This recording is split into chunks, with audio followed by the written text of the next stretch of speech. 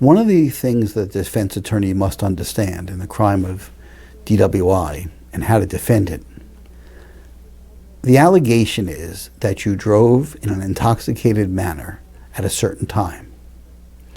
Invariably, each and every time, there is a delay from the time you're stopped, questioned, asked to perform standardized field sobriety tests or agility tests, handcuffed, transported, and then finally given an opportunity to take a breathalyzer chemical test.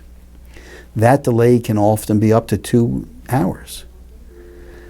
We contend, and one of the major defenses in a defense of DWI is that the test result is not accurate because it does not taken and was not taken at the time closest in point to when you were driving. Alcohol enters our bloodstream and there's an absorption ratio. So when you drink alcohol, and if you're on an empty stomach, usually it takes 45 minutes for the alcohol to reach your bloodstream.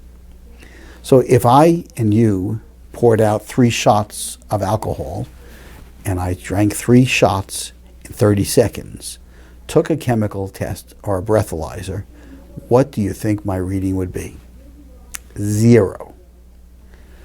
It takes 45 minutes, sometimes longer, based on if you had a full stomach or not, to release the bloodstream alcohol. So when there's a delay in time, often that can create a false positive reading. You may be completely sober or have a blood alcohol content well below the limit at the time you're stopped. But an hour and a half or 2 hours later, when you should no longer be driving, you take a blood chemical test or a breath test, you will have a higher rate, a false positive rate.